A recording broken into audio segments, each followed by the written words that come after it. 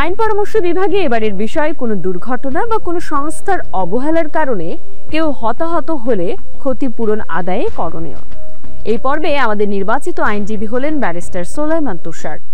আমাদের দেশে নানান সময় দুর্ঘটনা ঘটে থাকে, কখনো ছাত্র বিক্ষোভ, কখনো বিমান দুর্ঘটনা, কখনো বাস দুর্ঘটনা বা বিল্ডিং ধসে যেয়ে বা আগুন লেগে অসংখ্য মানুষ হতাহত হয়। এই যে মানুষগুলা হতাহত হয়, এদের কি কোনো প্রতিকার আছে কিনা বা তাদের পরিবারের কোনো প্রতিকার আছে কিনা বা তারা কোনো ক্ষতিপূরণ পাবে কিনা, সে বিষয়টা অত্যন্ত গুরুত্বপূর্ণ। তারা কোনো ক্ষতিপূরণ পাবেন কিনা আমাদের দেশে এই সংক্রান্ত স্পষ্ট কোনো আইন নেই। আইন না থাকার কারণে মানুষ কোথায় যাবে বা সরকার কিভাবে ক্ষতিপূরণ দেবে সেই বিষয়ে কোনো দিক নির্দেশনা সরকারের কাছেও নেই, যার কারণ মানুষ কোথাও যেতে পারে না এবং সরকারও ক্ষতিপূরণ দিতে পারে না। কিছু কিছু ক্ষেত্রে দেখা যাচ্ছে আইনজীবীরা বা সংশ্লিষ্ট কর্তৃপক্ষ বা ইন্ডিভিজুয়াল ব্যক্তি মহামান্য সুপ্রিম কোর্টের হাইকোর্ট বিভাগে রিট দায়ের করেন। রিট দায়ের করার মাধ্যমে এটা ক্ষতিপূরণ পাওয়া সম্ভব। এটা এর আগে আমাদের অসংখ্য নজির আছে। যেমন সাম্প্রতিককালে জিহাদ নামক একটা ছেলে একটু ঘটনায় ক্ষতিপূরণ মহামান্য হাইকোর্ট দিয়েছেন যারা দায়ী ছিলেন ঘটনার সঙ্গে। এখন ক্ষতিপূরণের পাওয়ার ক্ষেত্রে দুইটা বিষয় স্পষ্ট থাকতে হবে, যে সংশ্লিষ্ট বডি বা সরকারি সংস্থা এই দুর্ঘটনার সঙ্গে জড়িত কিনা বা তাদের কোনো অবহেলা ছিল কিনা, সেক্ষেত্রে বিষয়টা প্রমাণ করতে হবে।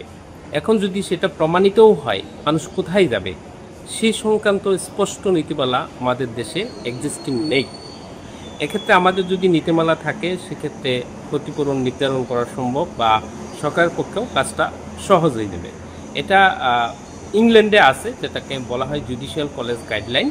সেই গাইডলাইন্সে বলা আছে একটা মানুষের বয়স কত, তিনি কোন পেশার ছিলেন, তিনি যদি মারা যান কত টাকা ক্ষতিপূরণ পাবেন, বা কারো যদি চোখ নষ্ট হয় তিনি কত পাবেন, কারো যদি হাত নষ্ট হয় তিনি কত টাকা ক্ষতিপূরণ পাবেন, সেটা নীতিমালায় নির্ধারণ আছে। আমরা যদি স্পষ্ট উল্লেখ করি, আমাদের জুলাই বিপ্লবের ঘটনায় সরকার কিন্তু বিভিন্ন জনকে ক্ষতিপূরণ দিচ্ছে। এটা কিন্তু স্পষ্ট নীতিমালা নাই। এটা নীতিমালাটা করা হলে সরকারের জন্যও সুবিধা হবে এবং আমাদের যারা ক্ষতিগ্রস্ত হবেন তাদের ভবিষ্যৎ কোথায় যাবেন বা কত টাকা তিনি পেতে পারেন, কারো চোখ নষ্ট হইতে পারে, কেউ নিহত হইতে পারেন এবং তার বিভিন্ন শ্রেণীর মানুষ থাকতে পারে, বিভিন্ন বয়সের মানুষ থাকতে পারে। সেক্ষেত্রে সরকারের জন্য কাজটা সহজ হবে। এটা আমি কিন্তু একটা রিটেই এই নীতিমালাটা প্রণয়নের দাবি জানিয়েছি, যেটা জুলাই বিপ্লবের ঘটনায় সেখানে মহামান্য হাইকোর্ট রুল দিয়েছেন। আশা করছি সরকার অতি সম্প্রতি বিষয়টি গুরুত্ব দিয়ে একটা নীতিমালা প্রণয়ন করবেন। এই নীতিমালাটা তৈরি করা হলে এটা যারা ক্ষতিগ্রস্ত হবেন তাদের জন্যও ভালো হবে এবং সরকারের সংশ্লিষ্ট বডি বা সংস্থার জন্য ভালো হবে।